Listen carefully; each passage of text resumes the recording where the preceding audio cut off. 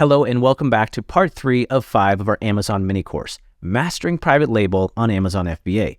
In this video, you get to look forward to seeing how an 8-figure per year Amazon seller approaches the topic of sourcing. Now, if you missed part 2 of our Amazon mini course, we talked all about product research. There's a link to that video up above me. Let's jump in, get your notepad and pen, get ready to take some notes. Time to talk about sourcing. Part 3 of 5, Mastering Private Label on Amazon, Product Sourcing.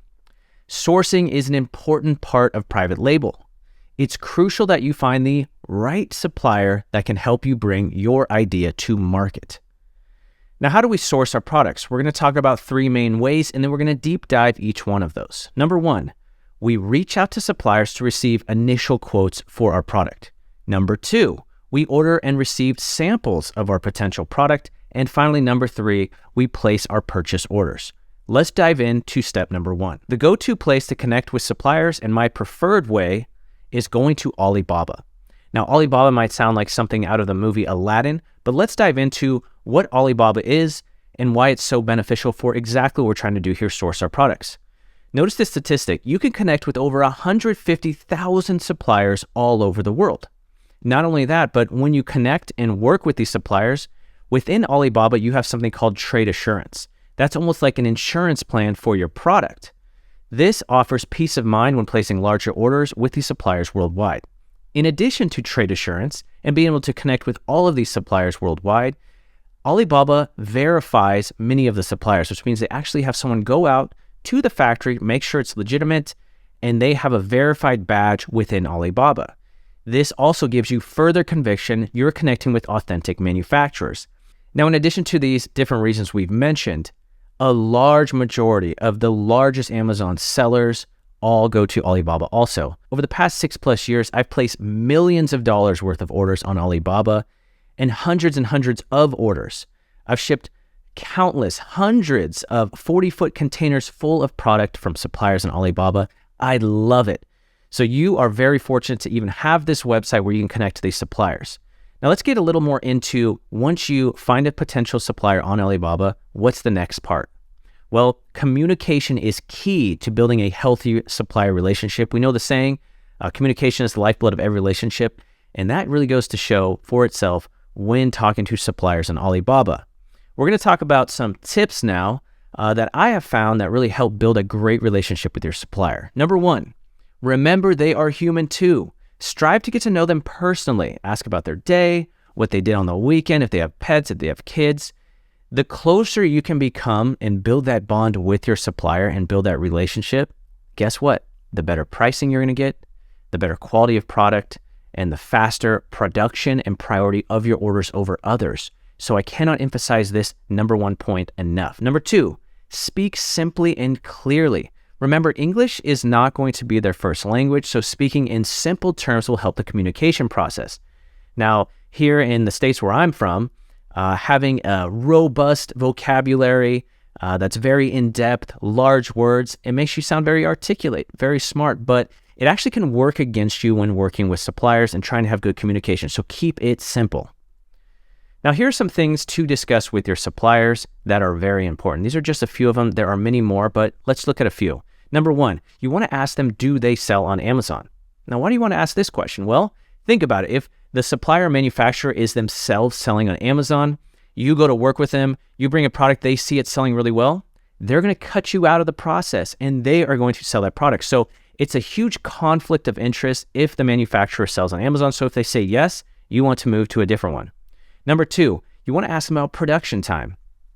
Some suppliers have a quicker production time, some have overstock, some don't even have a production time because they have so much overstock, whereas others may have 60 or 90-day production time. You can see how important that is to know how long the production time is so you know how long it's going to take to make your product.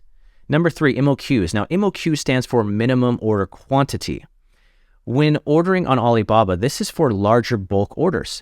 You can't just go on Alibaba and order 20 items, all right? You need to order quite a bit. So you want to know, working with this said supplier that you contact on Alibaba, what is the minimum amount that you need to order at their factory? Let's say you have a product that you only need a couple hundred. Will the supplier even produce that small of an order quantity? So you have to ask them this question. And finally, number 4, you want to get a quote on the actual product. This way you can start to compare to the other suppliers. All right, let's deep dive step number 2, ordering your samples. Ordering your samples is a huge step, and many overlook this. And it's not something you want to overlook, because here is why it's important. Number 1, you'll want to inspect the products that you're going to be selling thoroughly.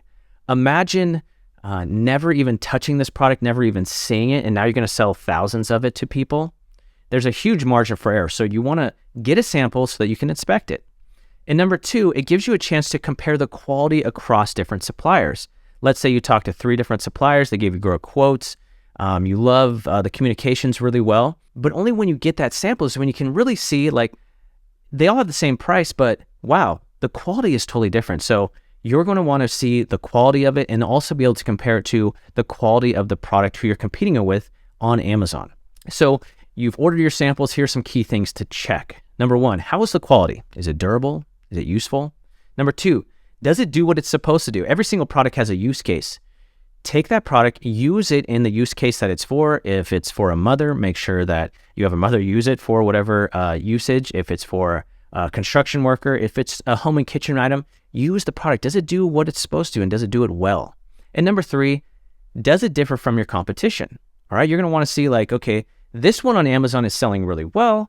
How does my sample compare to it in quality and also doing what it's supposed to do?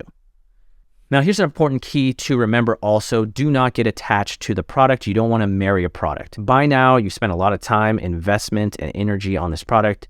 You've researched it, you've contacted suppliers, now you got samples and you've looked at it. But if there's some red flags in there, and there's quite a few red flags that you need to be looking for, it could be the quality, it could be the communication with the supplier. If you're starting to see a few of these red flags, you will want to move on from that product. Or for example, like that one, let's say there's only one supplier and he sells on Amazon. Even if the margins look good, you will want to not marry that product and move on so it doesn't come to haunt you in the future. Let's deep dive step number 3, placing your orders. Once your samples meet your standards, it's time to finalize your order. And here are some tips for ensuring a successful order. You do not want to pressure your supplier for the lowest possible price. Now, this doesn't mean negotiation is out the window. Negotiation is part of the process, and you're going to want to negotiate for the best price. But if you keep hammering them for a lower and lower price, guess what? They might give you that lower price, but they will take it out of your product, and it's probably going to show in the quality. You're going to get negative reviews, and you're going to lose your investment, okay? So keep that in mind. Next, get everything written in a contract signed by the supplier. We call this a purchase order contract. Now, there are some key things you want on this contract, whether it's about production time, some other things that we teach our students that are mandatory. You must have certain things in your contract, but make sure to get these things in writing. And finally, get a third-party inspection. You want boots on the ground to inspect the products before they go out. Yes, you've already received a sample, but just think about it. They're going to send you the best sample possible. And when you order hundreds, if not thousands of items, you want another set of eyes there in the factory, touching the product, looking at it, making sure it stays up to standard. Now, we have someone who I recommend does a phenomenal job at making sure that you can have confidence after his inspections, and we teach our students in our program. Well, guess what? It's time to ship your product. Once your order is finalized, it's time to get your products ready to ship, and there are 2 ways you can go about shipping your product. Number 1 is air cargo. This is more suitable for smaller, lighter products. And number 2, this is how the majority of Amazon sellers ship their products, is via sea. It's the most common way. It's a little slower than air cargo, but it's ridiculously cheaper in comparison. And if you can get your product sourced for a good price and have it shipped for the lowest price possible, you will then have a lot of profit margin. So those are just a few tips of the many that we teach our students about sourcing your products. Let's have a quick summary of what we learned today. We go to Alibaba. It connects us with factories all across the world. It is the best place to find a supplier for your product. Number 2, communication is key. Make sure to get to know them. Speak in simple, clear terms. Number 3, you want to order samples and inspect them closely. Do not skip that step. Number 4, you want a detailed purchase contract. There are certain elements of that contract that are required to keep you safe and to make sure that you qualify for things such as trade assurance within Alibaba. Also, you want to have an inspection prior to shipping it. Boots on the ground, touching, feeling, taking pictures, closely examining the product before it goes out. And finally, you want to choose between air or sea shipping to ship your products to the Amazon Fulfillment Center. I highly recommend sea shipping. That's where you're going to make a ton more money on your product. So that's sourcing your product. What are the next steps now? With our products getting produced and shipped, we can now shift our attention to building our listing. And our listing is what actually shows up on the Amazon Marketplace when people are scrolling through with the pictures and the text. In our next video in our mini course, part 4, we're going to deep dive listing optimization so that you have the best listing. And when I say the best listing, you want it so good that when people and prospects and potential customers come to your product, they feel like a fool to buy anything else. That's what we're going to dive into in our next video, part 4. You can watch it by clicking the link here on the screen, and I'll see you there.